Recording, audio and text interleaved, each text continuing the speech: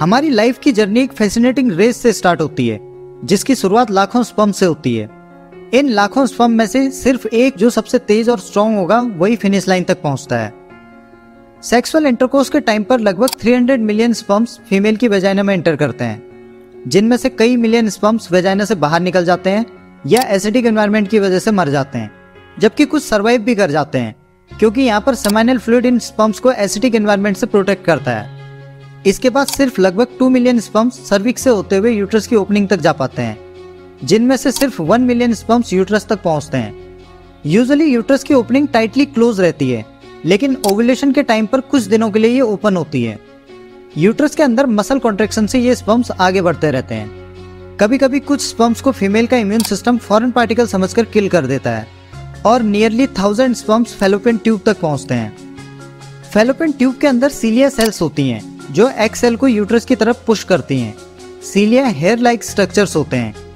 कुछ स्पर्म्स को ये सीलिया सेल्स ट्रैप कर लेती हैं और वो वहीं पर मर जाते हैं। इस पूरी जर्नी में रिप्रोडक्टिव सिस्टम के कुछ केमिकल्स स्पर्म की हेड की कवरिंग को चेंज कर देते हैं, जिसकी वजह से स्पर्म हाइपर एक्टिव हो जाते हैं और ज़्यादा तेजी से ट्रेवल करने लगते हैं, और लास्ट में सिर्फ लगभग 200 स्पर्म्स ही एग सेल तक पहुंच पाते हैं।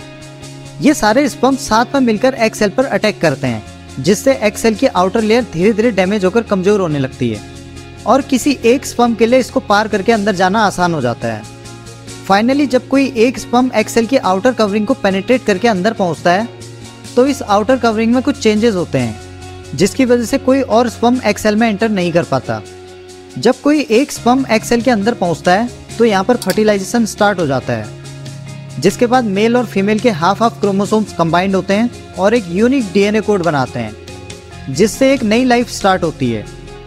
इसी डीएनए कोडिंग के टाइम पर बेबी का gender, hair colour, eye colour और अदर कैरेक्टरिस्टिक्स डिटरमाइन होते हैं।